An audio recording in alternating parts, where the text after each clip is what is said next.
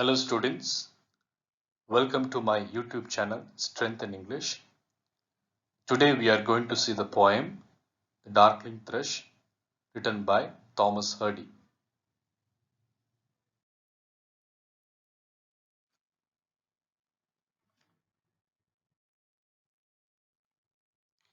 Dear students, when we think of this poem, The Darkling Thrush, the question comes to our mind, what is this poem all about?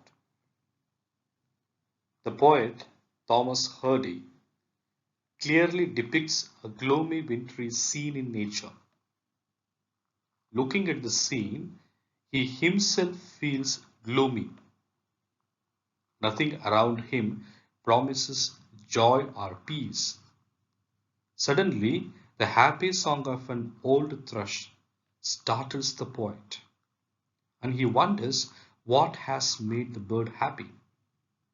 He feels that the bird might have some happy expectation.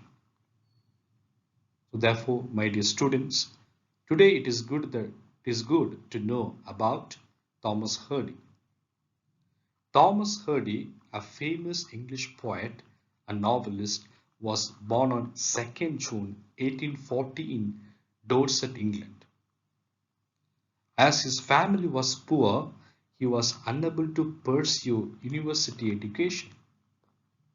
His formal education came to an end at the age of 16.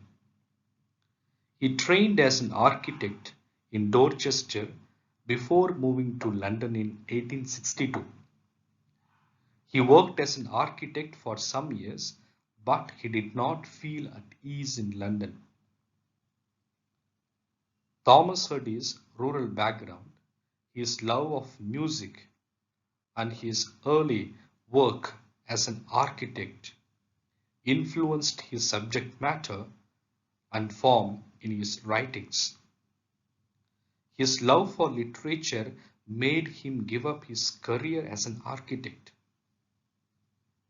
His first prose work appeared in 1865.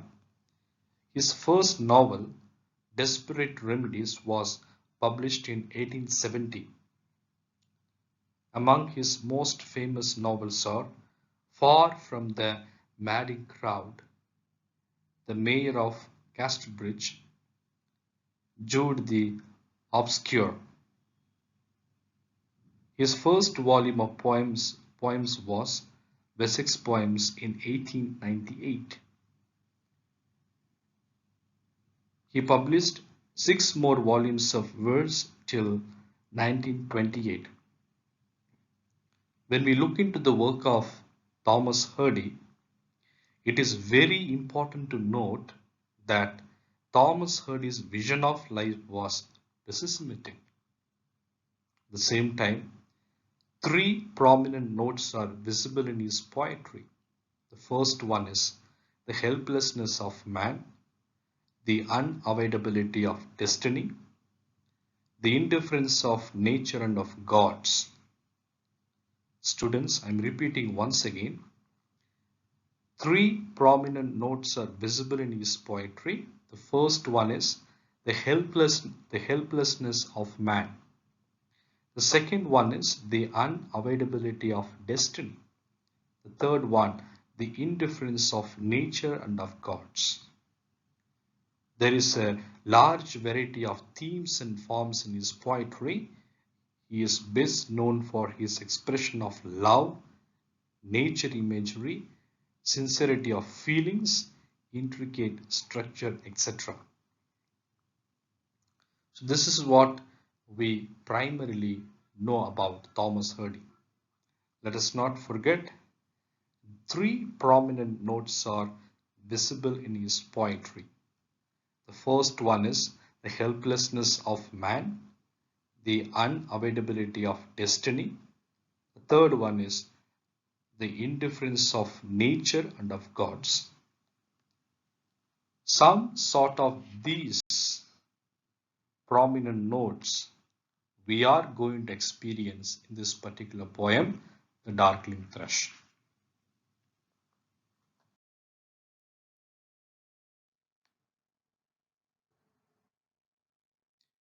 Dear students, before we understand the meaning of the stanza of the poem, it is good to understand the meaning of the words in the poem.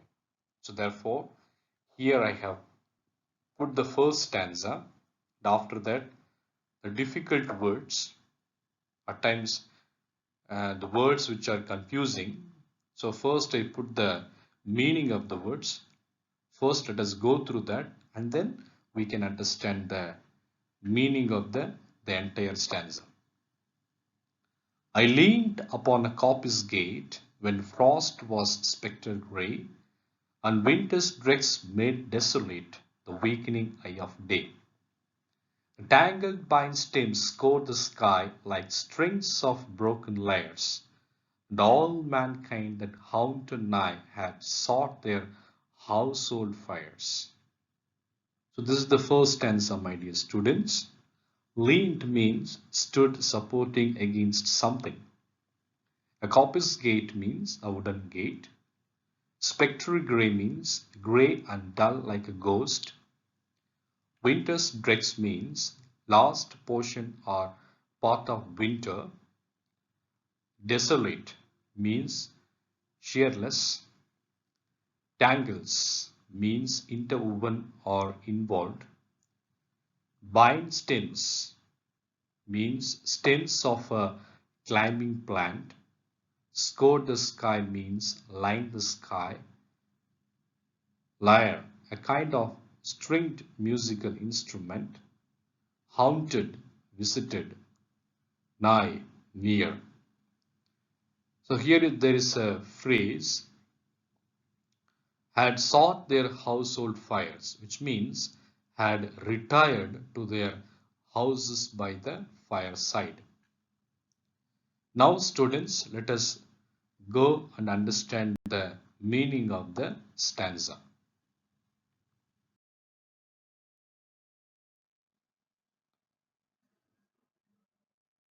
Students, here we are going to see the first part of the first stanza. I leaned upon a coppice gate when frost was spectral grey, and winter's dregs made desolate the wakening eye of day. The first part of the first stanza, the poet says that he stood leaning against a wooden gate and watched the scene outside. You can see the picture very clearly. The entire scene, or we can say the sight, has been clearly put forth to us.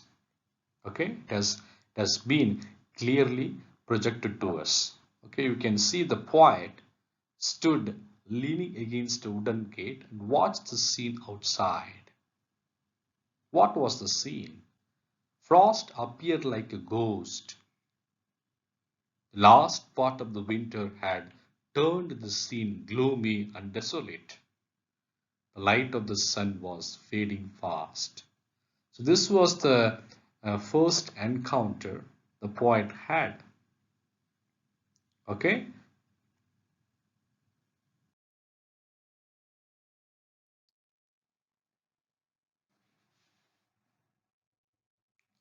The tangled vine stems scored the sky like strings of broken lyres, and all mankind that haunted nigh had sought their household fires. As the poet was watching, the tangled stems of the climbing plants lined the sky. They looked like the useless broken lyres. At the same time, due to coldness and darkness, all human beings except the poet had retired to their homes to sit by the fireside to warm themselves. So there, the poet alone was there. Slowly and gradually, all people started retiring to their homes to sit by the fireside to warm themselves because there was coldness and darkness.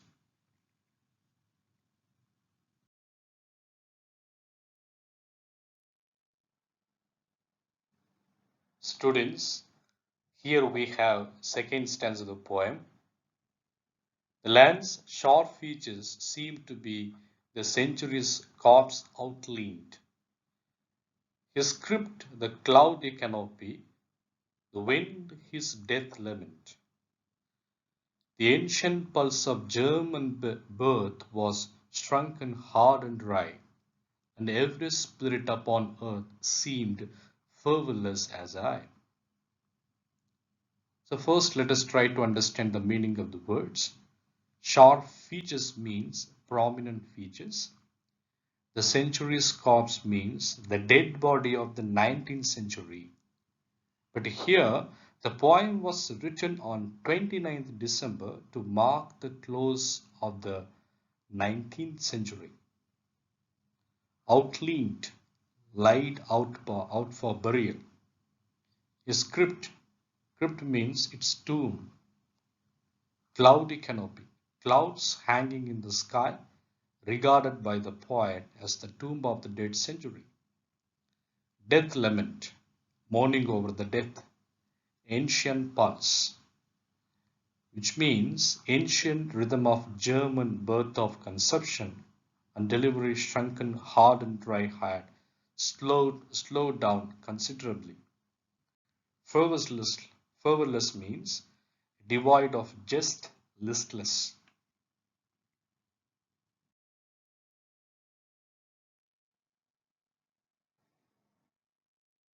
Students, in the second stanza, the land's short features seem to be the century's corpse outlined, his script the cloudy canopy, the wind his death lament. The poet says that the sharp features of the land seem to be the centuries, that is 19th century's dead body, laid out for burial. The clouds hanging in the sky would serve as the tomb for the dead body. The wind that blew seemed to sing the funeral song.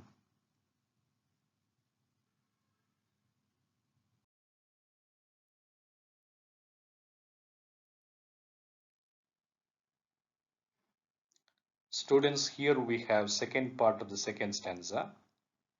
The ancient pulse of germ and birth was shrunken hard and dry, and every spirit upon earth seemed fervorless as I. Here the poet says, owing to extreme cold, the rhythm of conception and birth had slowed down considerably.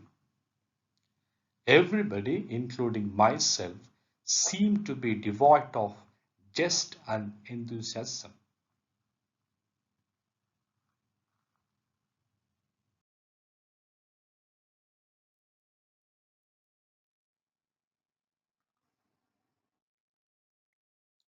Students, here we have third stanza. At once a voice arose among the bleak twigs overhead in a full-hearted even song of joy illimited. An aged thrush, frail, gaunt, and small, in blast be-ruffled plume, had chosen thus to fling his soul upon the growing gloom. So first of all, let us try to understand the meaning of the words, my dear students. Bleak means dull and dark. Twigs means small, leafless branches of the tree. Full-hearted means whole-hearted, or we can say ardent. Even song means song sung in the evening. Illimited means infinite, or we can say boundless. Frail means weak, gaunt means thin, blast beruffled means disordered and battered by the storm. Plume means feathers, fling his soul means pour out its heart. Here it means sing with great vigor and energy. Gloom means darkness.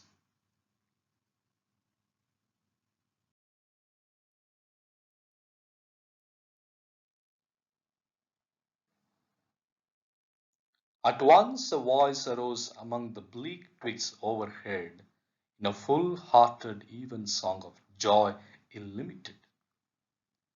Here the poet says, suddenly a cheerful voice arose from among the dark twigs overhead.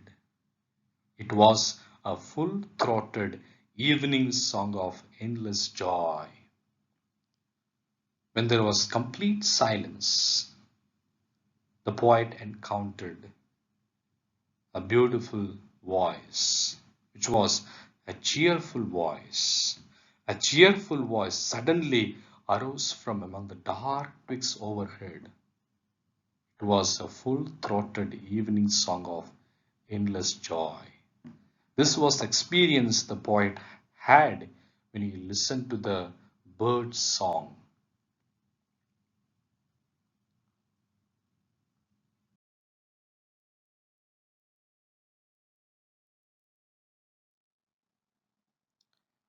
An aged thrush, frail, gaunt and small, in blast beruffled plume, had chosen thus to fling his soul upon the growing gloom. There was a, there was a quest, there was a seeking the heart of the poet. What was it? From where does the sound come? What does it make this beautiful voice, the song? Which one? What is that? And he found a weak old thrush whose plumes have been battered by the storm was clearly going to die soon. Yet it chose to pour out its heart cheerfully in the midst of growing gloom. The poet found the thrush singing a beautiful song. This particular stanza, in a way, it is compared to Jesus Christ. Jesus Christ in Christianity. Before he admits himself into the passion and suffering,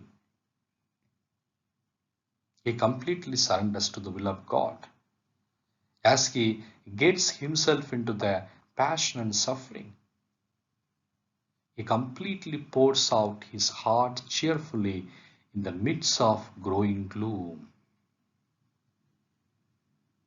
Completely surrenders to the will of God. That's what it is stated in Christianity.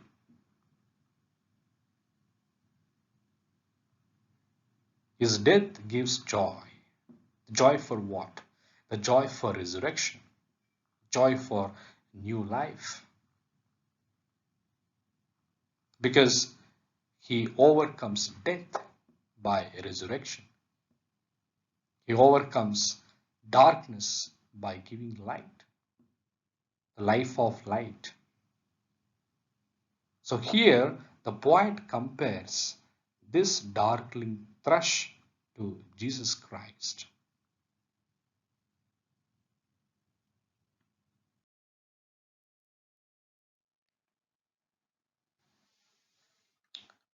Students, here we have fourth stanza.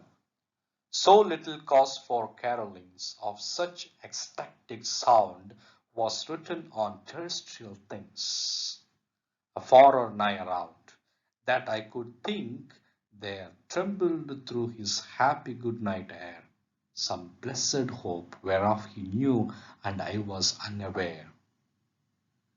Students, here carolings means singing of songs. Ecstatic means joyful, rapturous. Terrestrial means earthly. Afar means at a distance. Nigh means nearby. Happy good night air means it's happy song meant to say a good night to every listener. Blessed hope. Blessed hope means some hope of good fortune. Whereof means of which.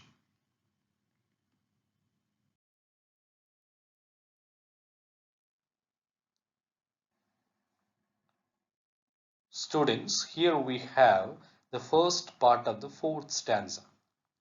So little cause for carolings of such ecstatic sound was written on terrestrial things far or nigh around, which means there were signs of hope or joy to give any cause to the bird to sing. There was nothing on the earth, near or afar, which could have made the thrush sing so delightfully.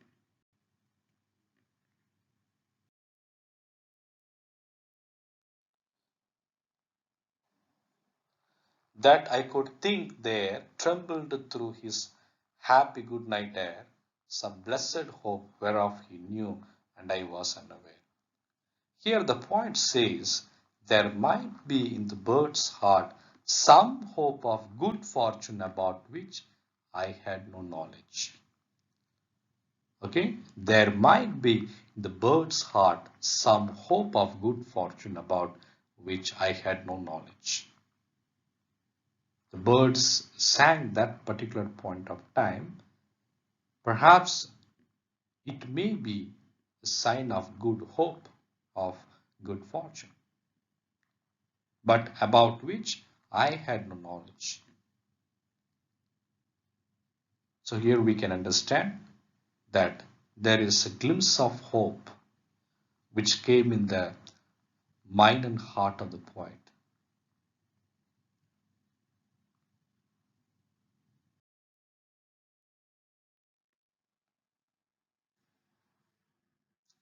Dear students, thank you so much for attending this session and learning the poem, The Darkling Thrush, written by Thomas Hardy. I'm sure this particular poem made a significant difference in your life because Thomas Hardy focuses the main important three things in life.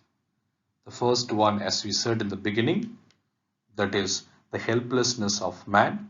The second one is the unavoidability of destiny. The third one is the indifference of nature and of gods. I believe that these 3 points significantly put forth by the poet in this poem as well. Thank you so much. At the same time, after watching this particular video, you can put forth your comments. If you really like this video, you can click the like icon and then kindly subscribe to this channel so that you can create a good platform for learning and a platform for good teaching.